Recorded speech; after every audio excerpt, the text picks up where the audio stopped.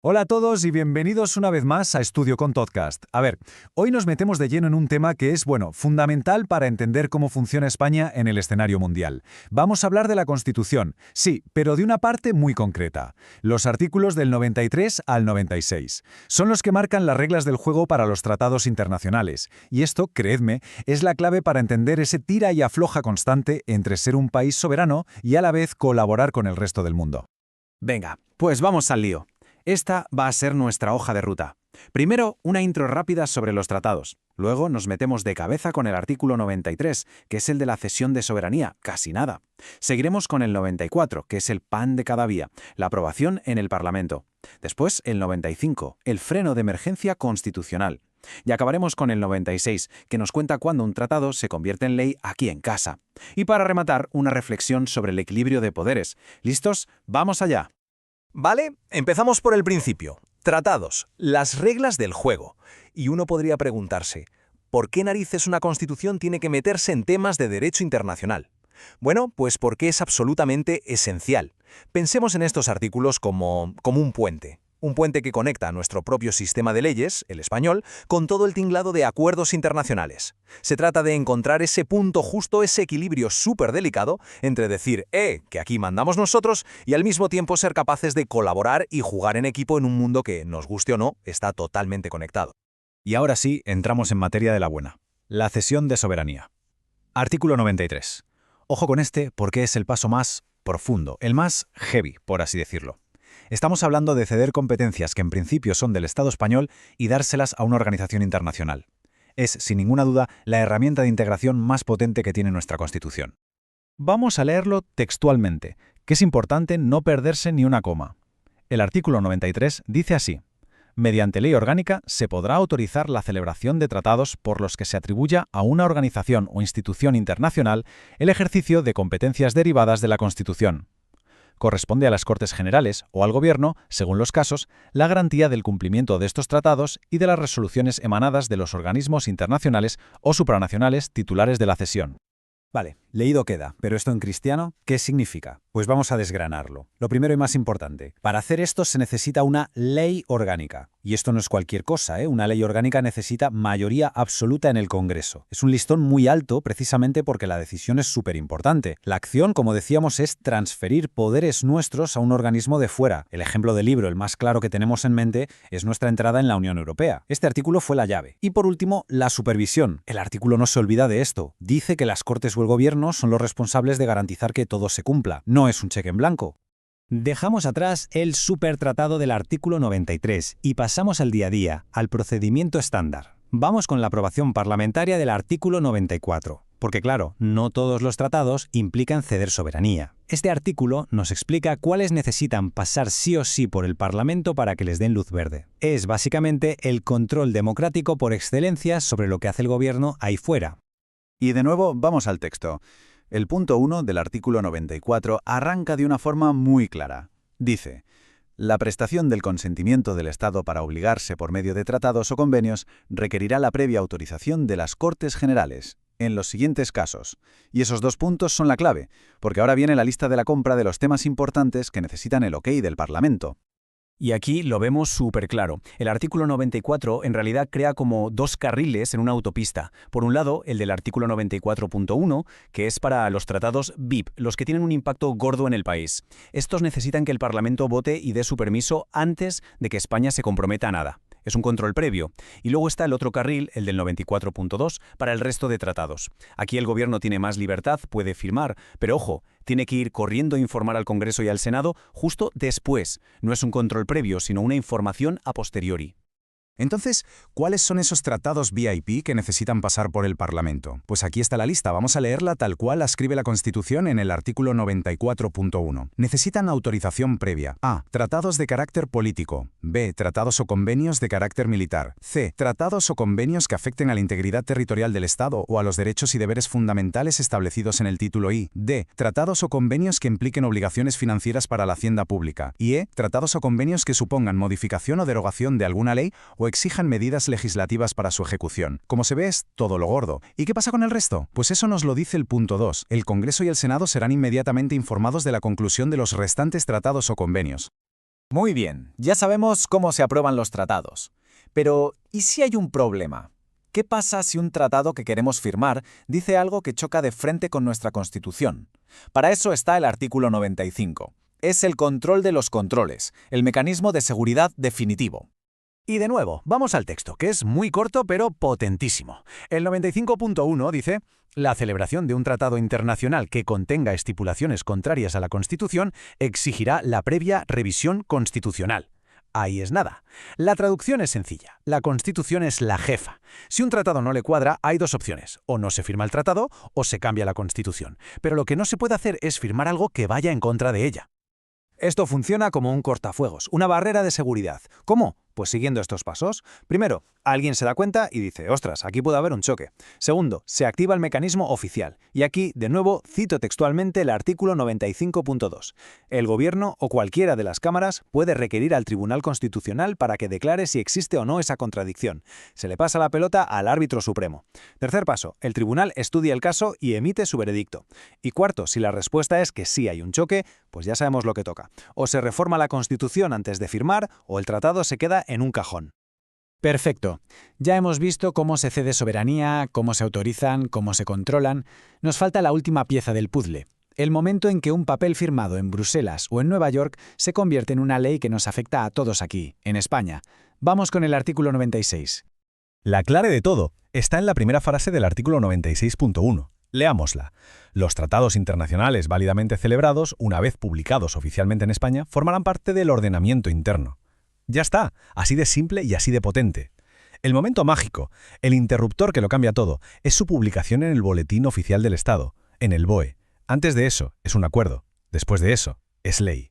Entonces, vamos a resumir las ideas clave de este artículo. Primero, la publicación en el BOE lo es todo. Sin BOE no hay ley. Segundo, se integra de lleno nuestro sistema legal. Y tercero, y esto es muy importante, tiene un estatus protegido. El propio artículo 96.1 lo dice justo después. Escuchen, sus disposiciones solo podrán ser derogadas, modificadas o suspendidas en la forma prevista en los propios tratados o de acuerdo con las normas generales del derecho internacional. O sea, que están blindados. Y por último, la salida. El punto 2 nos dice que hay que hacerlo por el mismo camino por el que entramos. Cito, para la denuncia de los tratados y convenios internacionales se utilizará el mismo procedimiento previsto para su aprobación, en el artículo 94. Simetría pura y dura. Vale, hemos visto los 4 artículos uno por uno. Ahora vamos a dar un paso atrás, a alejarnos un poco para ver el cuadro completo. Porque esto no son 4 artículos sueltos, que forman un sistema, una maquinaria perfectamente engrasada. Y esa maquinaria es, ni más ni menos, que un sistema de pesos y contrapesos. Está diseñado para una cosa, proteger nuestra soberanía, pero sin aislarnos del mundo. La idea principal es que nadie tiene todo el poder. El gobierno negocia, sí, pero el Parlamento lo tiene que autorizar en los casos importantes.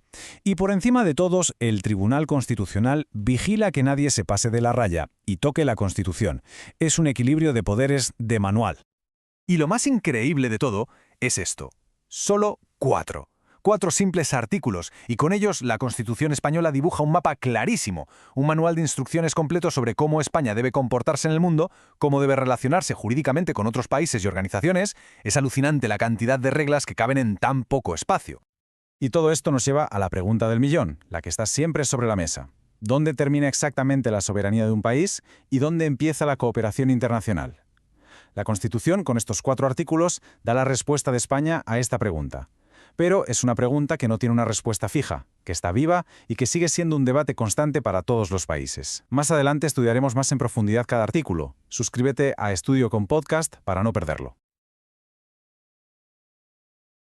Hola a todos y bienvenidos una vez más a Estudio con Podcast. A ver, hoy nos metemos de lleno en un tema que es, fundamental para entender cómo funciona España en el escenario mundial. Vamos a hablar de la Constitución, sí, pero de una parte muy concreta. Los artículos del 93 al 96. Son los que marcan las reglas del juego para los tratados internacionales. Y esto, creedme, es la clave para entender ese tira y afloja constante entre ser un país soberano y a la vez colaborar con el resto del mundo.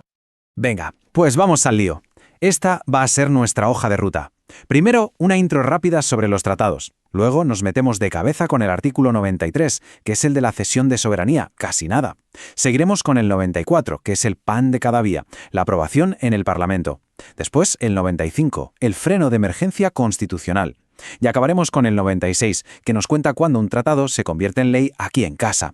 Y para rematar, una reflexión sobre el equilibrio de poderes. ¿Listos? ¡Vamos allá! Vale, empezamos por el principio. Tratados, las reglas del juego. Y uno podría preguntarse, ¿por qué narices una constitución tiene que meterse en temas de derecho internacional? Bueno, pues porque es absolutamente esencial. Pensemos en estos artículos como un puente. Un puente que conecta nuestro propio sistema de leyes, el español, con todo el tinglado de acuerdos internacionales. Se trata de encontrar ese punto justo, ese equilibrio súper delicado entre decir, que aquí mandamos nosotros, y al mismo tiempo ser capaces de colaborar y jugar en equipo en un mundo que, nos guste o no, está totalmente conectado. Y ahora sí, entramos en materia de la buena. La cesión de soberanía. Artículo 93. Ojo con este porque es el paso más profundo, el más heavy, por así decirlo. Estamos hablando de ceder competencias que en principio son del Estado español y dárselas a una organización internacional. Es, sin ninguna duda, la herramienta de integración más potente que tiene nuestra Constitución. Vamos a leerlo textualmente, que es importante no perderse ni una coma. El artículo 93 dice así: mediante ley orgánica se podrá autorizar la celebración de tratados por los que se atribuya a una organización o institución internacional el ejercicio de competencias derivadas de la Constitución. Corresponde a las Cortes Generales o al Gobierno, según los casos, la garantía del cumplimiento de estos tratados y de las resoluciones emanadas de los organismos internacionales o supranacionales titulares de la cesión. Vale, leído queda, pero esto en cristiano, ¿qué significa? Pues vamos a desgranarlo. Lo primero y más importante, para hacer esto se necesita una ley orgánica. Y esto no es cualquier cosa, ¿eh? Una ley orgánica necesita mayoría absoluta en el Congreso. Es un listón muy alto precisamente porque la decisión es súper importante. La acción, como decíamos, es transferir poderes nuestros a un organismo de fuera. El ejemplo del libro, el más claro que tenemos en mente, es nuestra entrada en la Unión Europea. Este artículo fue la llave. Y por último, la supervisión. El artículo no se olvida de esto. Dice que las Cortes o el Gobierno son los responsables de garantizar que todo se cumpla. No es un cheque en blanco.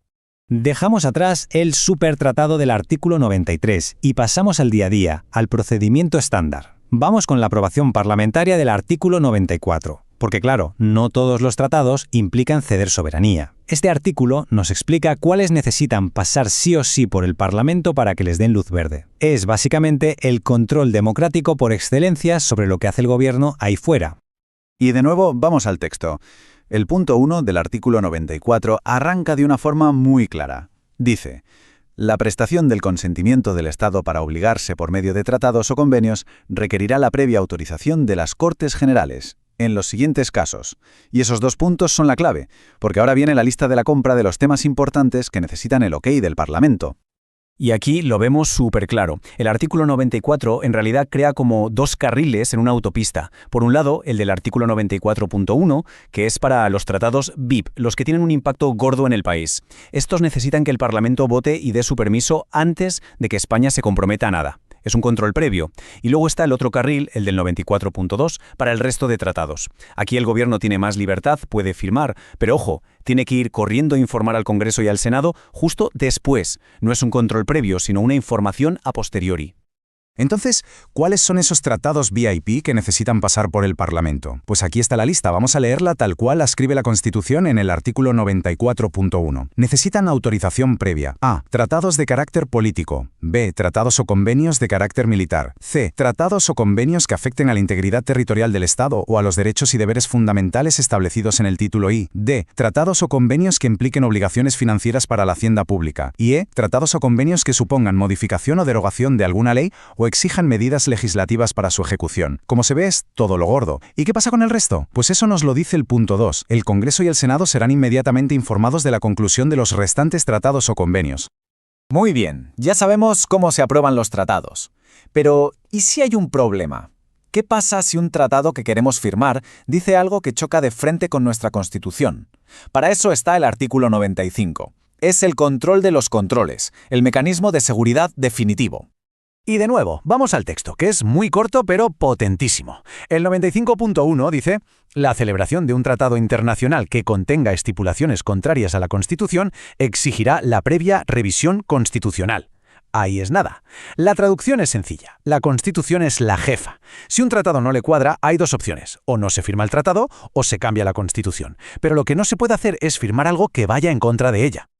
Esto funciona como un cortafuegos, una barrera de seguridad. ¿Cómo? Pues siguiendo estos pasos, primero, alguien se da cuenta y dice, ostras, aquí puede haber un choque. Segundo, se activa el mecanismo oficial. Y aquí, de nuevo, cito textualmente el artículo 95.2. El Gobierno o cualquiera de las cámaras puede requerir al Tribunal Constitucional para que declare si existe o no esa contradicción. Se le pasa la pelota al árbitro supremo. Tercer paso, el tribunal estudia el caso y emite su veredicto. Y cuarto, si la respuesta es que sí hay un choque, pues ya sabemos lo que toca. O se reforma la Constitución antes de firmar, o el tratado se queda en un cajón. Perfecto. Ya hemos visto cómo se cede soberanía, cómo se autorizan, cómo se controlan. Nos falta la última pieza del puzzle. El momento en que un papel firmado en Bruselas o en Nueva York se convierte en una ley que nos afecta a todos aquí, en España. Vamos con el artículo 96. La clave de todo está en la primera frase del artículo 96.1. Leámosla. Los tratados internacionales válidamente celebrados, una vez publicados oficialmente en España, formarán parte del ordenamiento interno. Ya está, así de simple y así de potente. El momento mágico, el interruptor que lo cambia todo, es su publicación en el Boletín Oficial del Estado, en el BOE. Antes de eso, es un acuerdo. Después de eso, es ley. Entonces, vamos a resumir las ideas clave de este artículo. Primero, la publicación en el BOE lo es todo. Sin BOE no hay ley. Segundo, se integra de lleno nuestro sistema legal. Y tercero, y esto es muy importante, tiene un estatus protegido. El propio artículo 96.1 lo dice justo después. Escuchen, sus disposiciones solo podrán ser derogadas, modificadas o suspendidas en la forma prevista en los propios tratados o de acuerdo con las normas generales del derecho internacional. O sea, que están blindados. Y por último, la salida. El punto 2 nos dice que hay que hacerlo por el mismo camino por el que entramos. Cito, para la denuncia de los tratados y convenios internacionales se utilizará el mismo procedimiento previsto para su aprobación, en el artículo 94. Simetría pura y dura. Vale, hemos visto los 4 artículos uno por uno. Ahora vamos a dar un paso atrás, a alejarnos un poco para ver el cuadro completo. Porque esto no son 4 artículos sueltos, que forman un sistema, una maquinaria perfectamente engrasada. Y esa maquinaria es, ni más ni menos, que un sistema de pesos y contrapesos. Está diseñado para una cosa, proteger nuestra soberanía, pero sin aislarnos del mundo. La idea principal es que nadie tiene todo el poder. El gobierno negocia, sí, pero el Parlamento lo tiene que autorizar en los casos importantes. Y por encima de todos, el Tribunal Constitucional vigila que nadie se pase de la raya y toque la Constitución. Es un equilibrio de poderes de manual. Y lo más increíble de todo es esto. Solo 4. 4 simples artículos, y con ellos la Constitución española dibuja un mapa clarísimo, un manual de instrucciones completo sobre cómo España debe comportarse en el mundo, cómo debe relacionarse jurídicamente con otros países y organizaciones. Es alucinante la cantidad de reglas que caben en tan poco espacio. Y todo esto nos lleva a la pregunta del millón, la que está siempre sobre la mesa. ¿Dónde termina exactamente la soberanía de un país y dónde empieza la cooperación internacional? La Constitución, con estos 4 artículos, da la respuesta de España a esta pregunta. Pero es una pregunta que no tiene una respuesta fija, que está viva y que sigue siendo un debate constante para todos los países. Más adelante estudiaremos más en profundidad cada artículo. Suscríbete a Estudio con Podcast para no perderlo.